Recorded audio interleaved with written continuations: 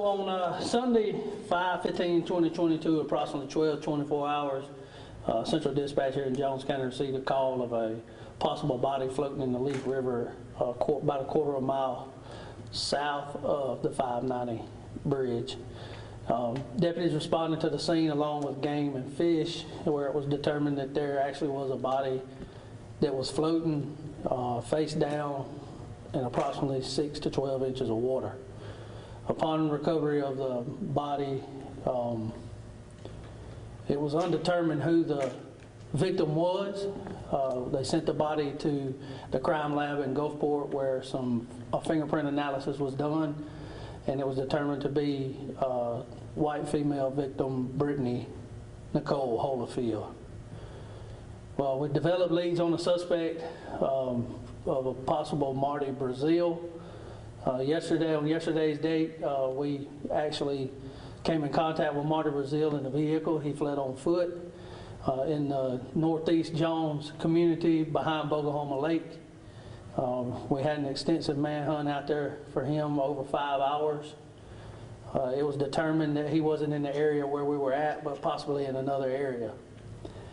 We had a multi-jurisdictional assistance with Mississippi Highway Patrol, Powers Fire Department, Calhoun Fire Department, Ruston Fire Department, Sandersville Fire Department, Southwest Jones Fire Department, Sandersville Police Department, Ellisville Police Department, the Department of Wildlife, Fisheries and Parks, along with the Highway Patrol Special Operations Group and their drone. We put a drone up in the air for approximately an hour, scanning the area, and that's when we determined that he had possibly left that area.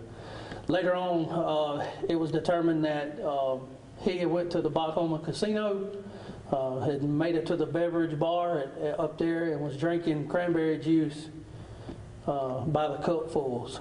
The Bogahoma security noticed that it was him and began surveying him on cameras and watched him go to the west end of Bogahoma into a pine thicket.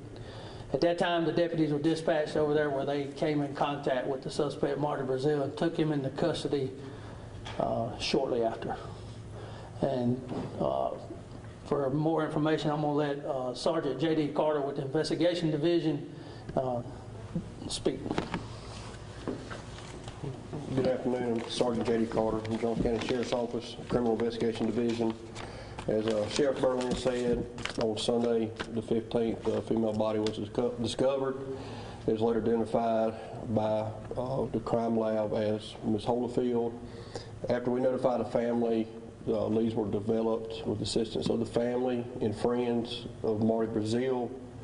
Apparently they had a on and off dating relationship that was violent. Investigator Jody McDonald was able to obtain an arrest warrant, and as we know, pursuit and followed later that evening, and he was captured this morning at Bogahoma Casino. The Mississippi Crime Lab was able to determine that this was a homicide due to blunt force trauma. There are several pieces of this that information we won't and cannot release at this time, but as of right now, Marty Brazil is being charged with 1 count of first-degree murder, and our thoughts and prayers are with the family and friends of Ms. Holyfield. And we definitely like to thank the assistance of all the agencies and volunteer fire departments that have helped us out throughout this investigation. Any questions, Joe, from the meeting? How long were the suspect and the victim involved? Right now, it appears to be about a 2.5 year on and off relationship. Had he been charged with any other violent offenses? As of right now, no, we hadn't found any violent offenses. I know he was charged in Wayne County for a burglary, which under state statute is a violent crime, but physical violence we have not found any other.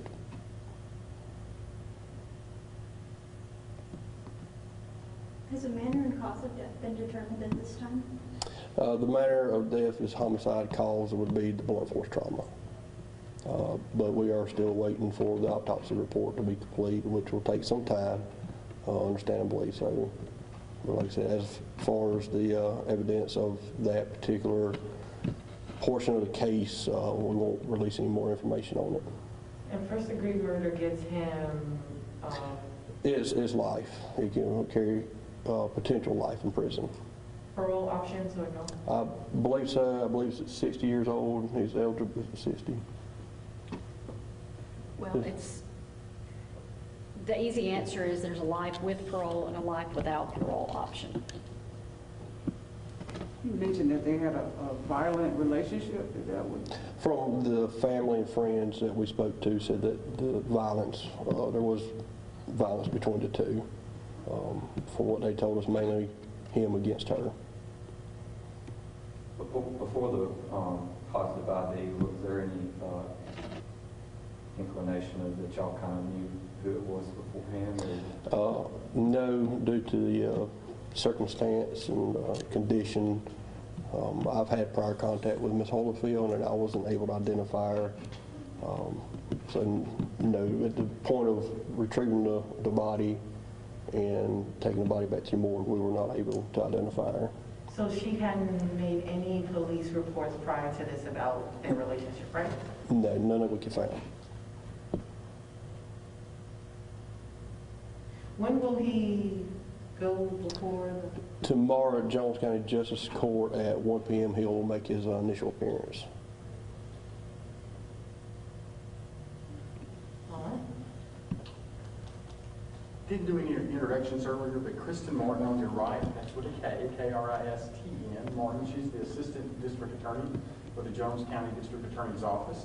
Investigator Jardian McDonald, Jones County.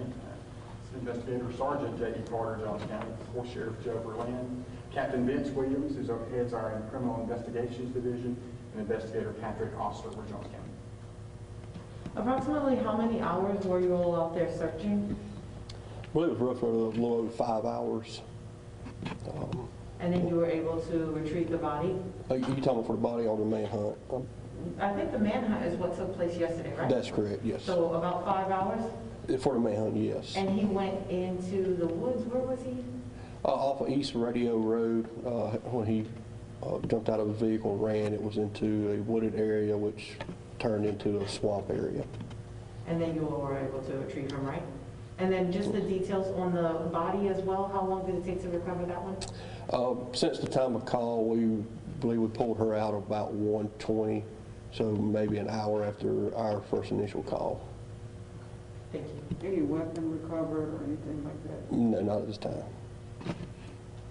You mentioned that this was a rapidly evolving case. How were investigators able to connect Brazil to the case? With the family and friends.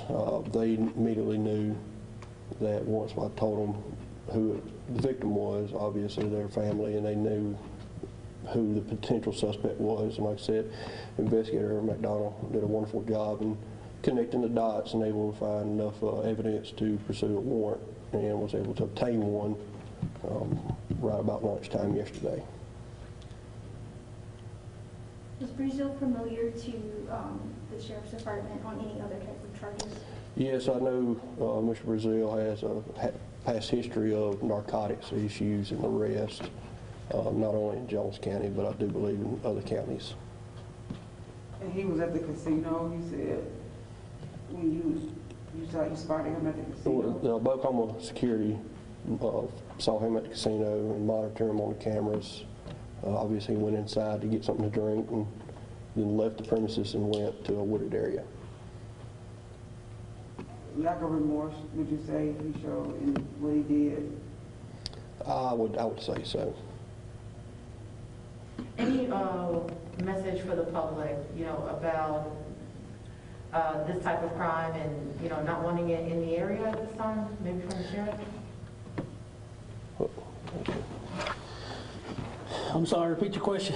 Any message to the public about this type of crime and, not wanting that in the area? Well, this type of crime was, in my opinion, a heinous crime. It involves severe beating. And number one, we're not going to tolerate it. And when our investigators get a lead on somebody, we're going to pursue it till we put somebody in jail. We don't quit. So for future offenders, Don't do it. Look out. If you do it, you're going to jail. We will get you. Could you speak to domestic violence and resources available to those in the county? Just that there are some. Yeah, we have 2 victims advocates that work with the Jones County Sheriff's Department. So anytime anybody has any kind of domestic violence issues, please reach out to the Sheriff's Department and speak with these 2 wonderful ladies.